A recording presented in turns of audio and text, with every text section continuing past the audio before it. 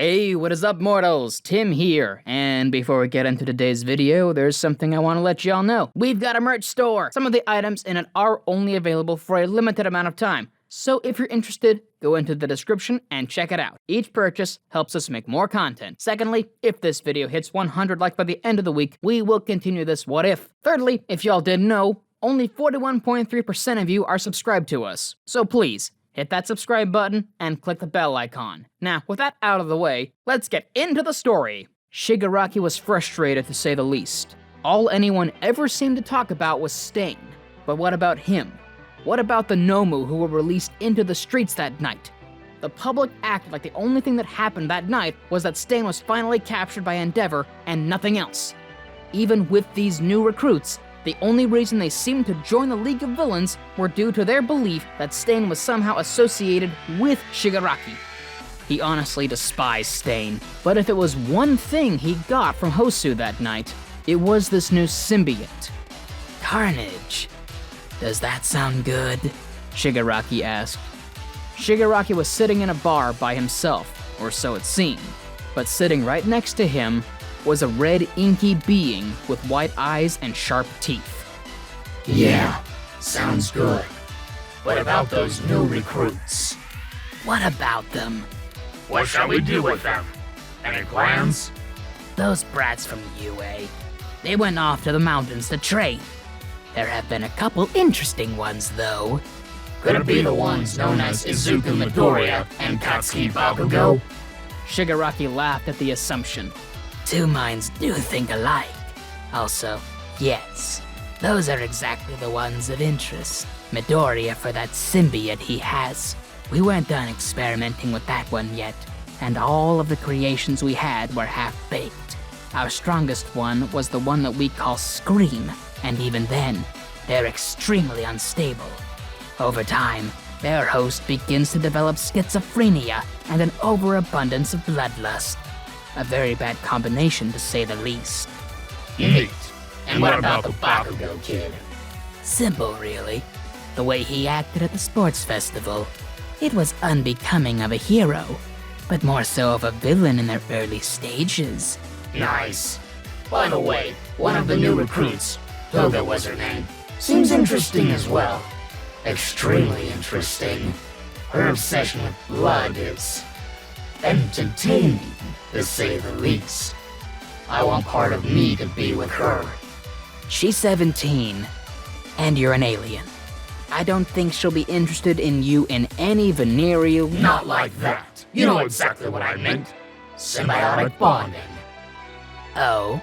And what about our bond?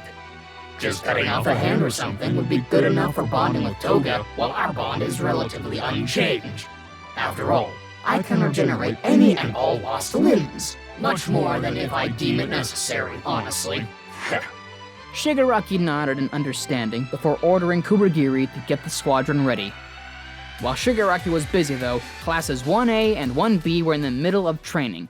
Day in and day out, the two classes were being trained rigorously to improve the strength of their quirks. As you could all tell from Bakugo's performance from the ball throw, there wasn't that much of a difference from the beginning of the year in terms of his score. You all may have developed your skills in terms of quirk usage, but that simply isn't good enough. Without the strength to back up those skills, then those skills will be absolutely useless in a fight. After that initial night, every single day for the two classes was agonizing to the core. At any moment, it seemed like some of the students were about to drop dead. Some, like Mineta, even bled through the process, but were forced to keep going in order to push their quirks to the absolute max. In Midoriya's case, Aizawa had pulled him aside to discuss his quirk. That quirk of yours. It has quite a lot of abilities, but the one that interests me the most is that electrical shock ability of yours. Your fights were being recorded, and I was able to see some of the tapes. That electrical shock you released in your fight against All Might was able to completely paralyze the hero. Yeah, that kinda happened by accident. You see, when we were trying to charge all our power into our arms for extra strength behind the attack, but we didn't expect for that electrical attack to be released instead. Yeah, I mean, I have a sentient quirk, so sometimes I say we instead of I. It's becoming more frequent, really. Aizawa nodded in understanding. If you say so. But I want you to especially focus on that ability. It seems to be really powerful. Focus on what you can do with that ability, and how you can possibly lessen the output to where it won't be as powerful towards weaker opponents. Midoriya nodded in agreement before he went off to train. He breathed in and out before charging his body with the power from before. It took a couple seconds, around 10 to 20, before Midoriya was able to charge up with power. Let's go, partner. Before we get back into the video, let's hear a word from our sponsor. This video was sponsored by CalMax Customs, a brand new clothing line made for the wearer. CalMax Customs puts the customer first, offering a variety of clothing options ranging from casual to business casual. If you're looking for comfortable, easy-fitting clothing at low prices, check out CalMax Customs today. Izuku's body was covered by Venom throughout the process, but once they finished charging up power, they felt a wave of energy consume them. For the rest of the day, the duo trained in managing the output of their upgraded strength. Throughout the time, something that the two discovered was that when they held it inside for a good amount of time, there were some adverse effects. The first time they used this power, they had fought Stain with it, who also had a symbiote attached to him. Right after, Midoriya's body became completely paralyzed. He started to feel like this about an hour into their training. He struggled to move his right arm during the process. When he tried to release the energy outwards through his arms, there were huge shocks of energy similar to electricity. Destruction was left in their wake as Midoriya struggled to control the output of energy. It took a good 5 minutes before the energy shocks started to lessen in ferocity. But during this time, it felt like Midoriya's arm was beginning to erode away. Midoriya wanted to stop multiple times through the process. It felt like his muscles were tearing away, and Venom even struggled to hold on. Aizawa was watching Midoriya's progress intently as well, so Midoriya couldn't stop. This is actually starting to sting, you know. We can't stop now. We aren't allowed to stop. Once the day was over, everyone was exhausted. Some of the students dropped dead. They immediately fell asleep, but were forced awake by Aizawa. Midoriya could barely move after the events that happened throughout the day. That ability of theirs was incredibly strong, sure, but it was also hard to manage. At least they learned something today. They could use whatever that ability was called for a good amount of time, which could either multiply their strength and speed, or they could release bioelectric shocks from their arms if they really focused the energy a good amount there. It was weird, but it was pretty effective for battle. It was just that the drawbacks were terrible, which really made that power an extremely last resort. Being incapable of movement after using the ability was a big no-no. Not only that, but it also took a toll on them if they used the ability for too long. Midoriya and Venom would begin to feel strain in their body if they kept the power internalized, and if they used it for electrical blasts. Then after a couple minutes, it would start to affect Venom's regenerative ability, cutting it down by a good portion temporarily. It even began to hurt Venom as well. That ability was frustrating to say the least. The students practiced cooking curry afterwards. Those who failed their practical exams were removed from the rest of the group by Aizawa in order to take their remedial classes. Midoriya was in the process of cooking some curry when he noticed something. The little kid. Kota was his name. A thought came into Midoriya's mind. Where exactly was this little boy going? He went to find Mandalay. He figured that he was her kid, considering Kota looked most like her. Well, not much, but they shared a couple similarities that none of the others had. Hey, Mandalay, about Kota. Is he your kid? She denied it and explained that Kota was actually her second cousin. One of her cousins was actually one of Kota's biological parents. The problem, though, was what caused Kota's mindset about hating heroes in the very first place. His parents were a famous pro-hero group known as the Water Hose Duo. His parents defended a village against an incredibly dangerous villain. He was known as Muscular, an A-rank villain. They put in their best efforts in order to protect the people, but they died in the process. They were able to wound the villain, sure, but the price they had to pay completely changed Kota's outlook on life. That's pretty rough. I see.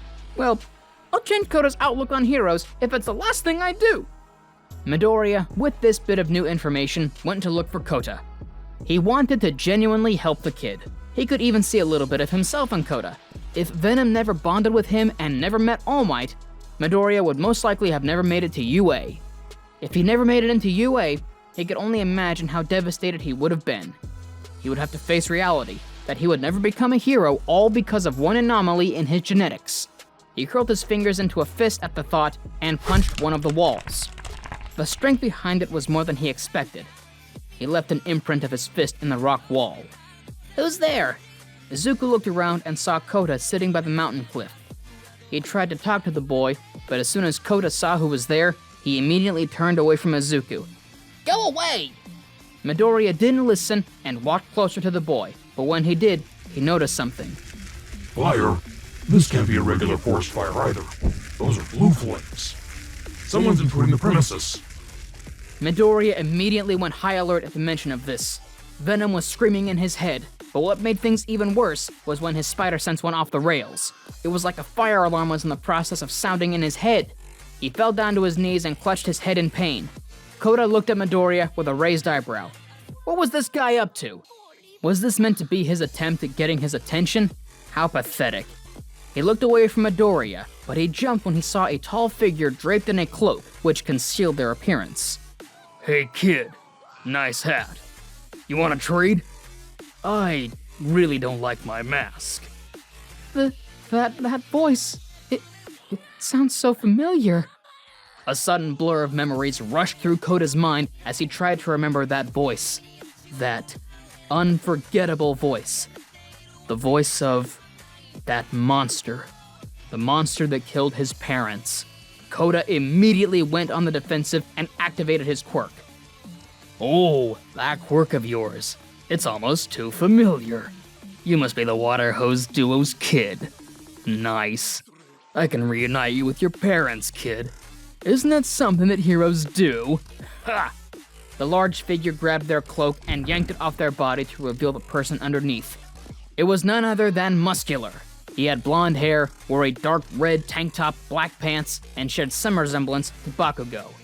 Midoriya's spider sense was pounding in his head. It was like his senses were screaming at him to get out of this terrible situation he was in. But he looked down at Kota. He couldn't leave the boy behind. He pushed himself up and rushed over to grab him, but he wasn't fast enough. Muscular had already grabbed the boy by the throat and held him in the air with a sadistic smile on his face. Let him go! Midoriya charged at Muscular and elbowed the man in the gut, with Venom already having covered his body. Muscular gasped in shock from the pain and let go of Kota. "Ah, you must be that Midoriya brat. The boss wanted to see you. He already told us how to subdue you as well if any of us ever encountered you during the raid." He pulled out a lighter and threw it at Midoriya. Midoriya backhanded the lighter away from his body, but Muscular continued to smile as Izuku saw some oil on the ground next to the lighter. He put two and two together before realizing what it was. The worst thing that could happen at this moment, Midoriya realized that his best chance at surviving here would be to jump off the cliff and stick the landing. But what about Kota? He grabbed the boy and threw him to the other side. Get out of here! Get help if you can! Midoriya saw Kota's eyes teared up. He was scared, but he ran. He looked back at Muscular and the spreading fire that was obscuring his vision. Midoriya's heart was racing the closer the fire got to him, but then he looked back at the cliff and jumped, praying he would land somewhere in the forest that had no fire. But something grabbed his leg right as he fell. He looked to see it was Muscular. "I don't think so, kid. You're coming with us." Muscular threw Midoriya up into the air and grabbed him by the leg, yanking him back down to the stone floor before flinging him into the fire. Midoriya screamed out in intense pain as the fire forced Venom to retreat back into his body while he had to take the burns. "Now that that little symbiote of yours is out of the way, we can focus on you alone." Muscular grabbed Midoriya by the hair and continuously smashed the boy's face into the ground until he bled profusely, completely unconscious. The muscle-bound villain slung Izuku on his back and disappeared into the night. Thank you all for watching the video to the end. Now, there's a few more things I need to go over before the video ends. On behalf of We the Celestials, I want to thank the writer for this video, as well as the editors of this video. Their details will be in the description below. If you're a voice actor, editor, or writer, or you're interested in becoming one of those, go to the Discord that is in the description of this video and hit up the head of one of those departments. We're always looking for members to join us. That's it from us for today's video, so thank you all for watching, and don't forget to hit that subscribe button if you're interested, and hit that like button if you like this video. Until next time, peace out everybody, y'all take care, and have an amazing day!